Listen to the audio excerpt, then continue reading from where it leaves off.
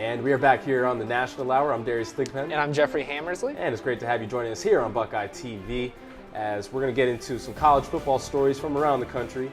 Ohio State obviously is the big team around here. Well, they're rivals to the north. That team up north, we won't even mention them by name. I think you know who we're talking about. They played against Notre Dame over the weekend. Number 17, Michigan against number 14, Notre Dame.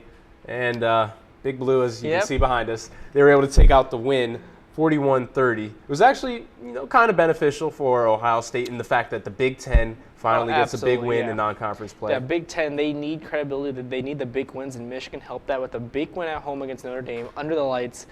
Devin Gardner, even though he's wearing 98 in a 98. Representing Tom Harmon, who played quarterback. I was thoroughly confused when they first started showing the game. I'm like, who is number 98? Then I quickly learned Devin Gardner. That's who it was, and he was lights out. He was probably playing like the Heisman winner, Tom Harmon. 21-33, 294, 4 touchdowns and a pick. Those are some pretty good numbers against a very decent Notre Dame team, ranked in the top 15. And he also ran for 82 yards and a touchdown. I mean, it's like Denard who. Yeah. He had a really good game for them. Michigan moves up to number 11. They have Akron coming up this week. So, if Ohio State and Michigan are each playing really well at the end of the season, I'm not saying we could get there, but you do remember 2006 when I was there there. Was 1 versus 2. I was there. That game was just phenomenal, 1 versus 2. But the way Michigan's playing, they could a couple more wins. They could be in the top 10, then to the top 7, 6, 5, and then they could very be creeping up in that top 4 position. If we keep winning out, we're almost guaranteed to be up there. It's going to be very interesting to see how good these two teams are when the crash course ends in Ann Arbor. All right, so really quick, before we move off of Michigan, how about we talk about Detroit native and a guy who's pretty close to the program, Eminem. He was actually interviewed by Brent Musburger and Kirk Herbstreit during halftime, and he had a few interesting things to say. Well, that was very interesting. Let's take a look. Was helping produce that with you, Marshall, when you did that? Yeah, sorry. Live TV. Live TV freaks me out a little bit. No. Yes, I'm sorry. What was the question? That was Mr. Rubin, one of the all-time greats, producer. Huh? Yep. How long does it take you to shoot a video like that? How many takes and how many hours? Sometimes it's usually like a 2-day process. Okay, so Eminem, not sure where he's really going. No. He was. No. I mean, he kind of spaced out a couple different times. He's just like, it's live TV, man. Yeah, it's like, dude, I'm freaked out. It's not for everyone. I know. He looked really freaked out. But looking at Musburger and Herbstreit, they're both like, they had no clue what to do. Are we supposed to go to a break? Do we ask him a question? What do we do? Then Musburger, you could clearly tell Hurley just said, we are going to go to commercial break right now. And I know. There had to be somebody in his ear like, someone let's was get probably him off. saying, get him off. We had 10 seconds. Go to break, and we'll just regroup after that. But the look of Musburger was like, he was petrified. We got to get to commercial right now. It's the last thing we do. But to Eminem's credit, I mean, the fact that he is going to be, doing some stuff with them with college football, I think it's cool. I think Eminem's a good artist. He's a really good artist, and I really think it's that crossover, like the music and like going into sports. That's really cool, especially him being from the Detroit area. Michigan native. It's almost felt right to have him there for the Michigan-Notre Dame game. One of the last times they're going to play in Ann Arbor in the near future. All right, so moving down to the SEC, number 11 Georgia took out number 6 South Carolina 41-30. So Georgia coming off of that rough game, the close loss against Clemson, they bounced back and beat South Carolina. So now each of those teams are 1-1.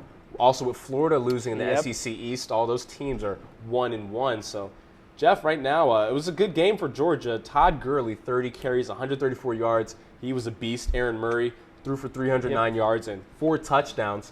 That Georgia offense looked really good. Aaron Murray, the bounce-back game against Clemson, he did okay, and they lost by 3 points. They didn't have that bobbled field goal. They could have potentially won that game in Clemson. But Aaron Murray had number 1 the Heisman voting at the end of the season and the predictions. Crossed him off a little bit after that Clemson game, but this, I think, puts him right back up there. A really good game against a really good South Carolina team, top 10 in the country. I think that's a big win for Georgia. If you walked in thinking we're at a title hunt, now it's like we never lost to Clemson. You're back there, you're in the top 10 once again, and it's really one of these situations where it's like losing early helped you there because now you know what you're doing wrong, and it's a teaching moment. just like with the Ohio State and the penalties, for Georgia, just now all you got to do is just beat LSU, and you can almost glide your way into the SEC championship game right now. Yeah, I mean, they already played South Carolina. They still have to play Florida. But, Florida struggled with the Miami Florida, game. They looked bad against Miami. Yeah, you had 5 turnovers and he threw a bunch of picks. I don't know about this Florida team. I thought they were going to be really good, but the opening game struggled. Miami mightily struggled. I think it's once again, it's Georgia's division for the taking right now. Well, speaking about Heisman guys, how about star defensive end Davian Clowney? He goes in, and now in 2 weeks, he hasn't really done much against North Carolina. He didn't dominate like he was expected to do. And then against Georgia, he I don't want to say laid an egg, but he did not have a dominant game. Yeah, it's really, for Clowney, he walked in with so much hype, and he is yet to deliver that said hype. And I think not Clemson, but through the Georgia game, if he needed a big game. He needed to stop Murray and get some sacks. He couldn't do that. 2 games in, underwhelming.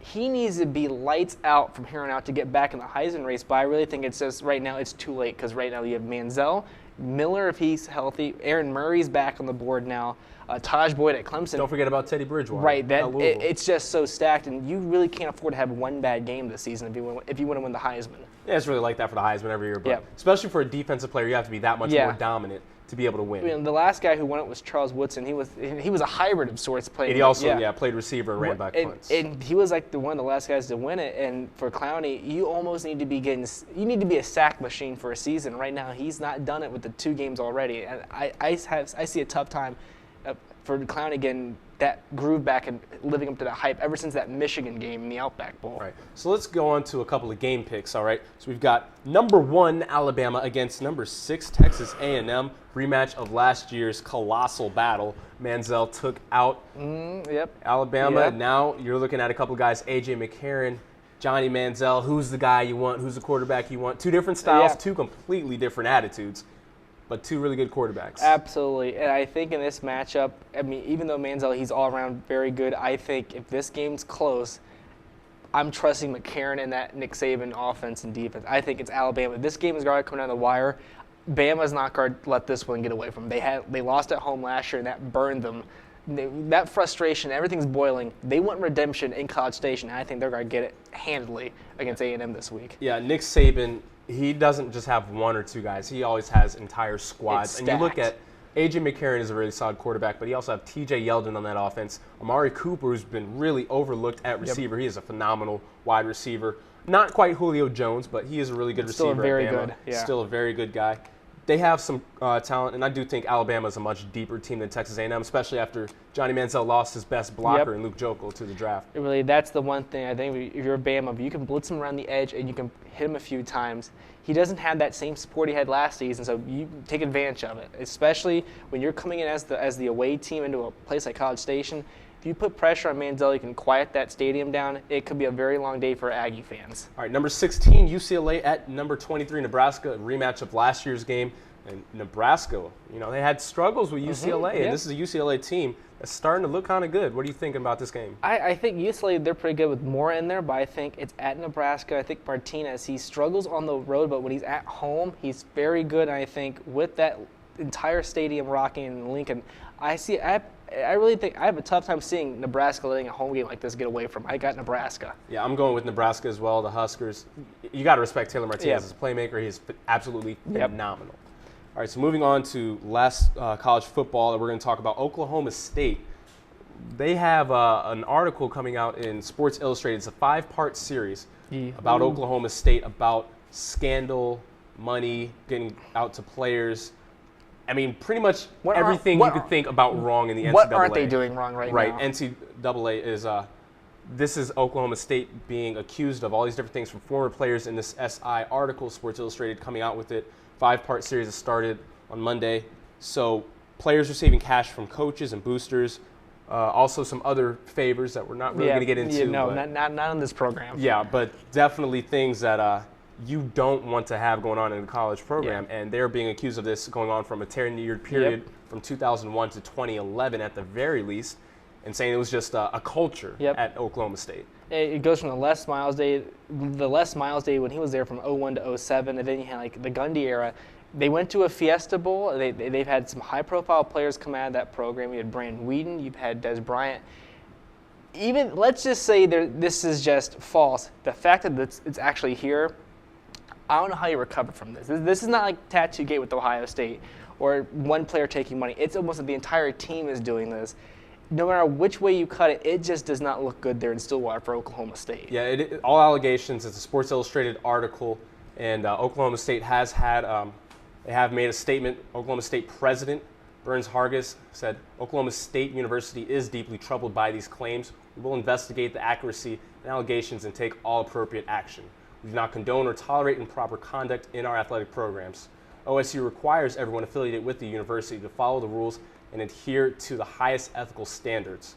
So obviously Oklahoma State not on board with these allegations. They want to make sure that they're not true, but they definitely are taking this seriously. It's an article that came out in Sports Illustrated, but they are taking this 100% serious. And right now, there's some people saying that it did happen, some saying that didn't happen.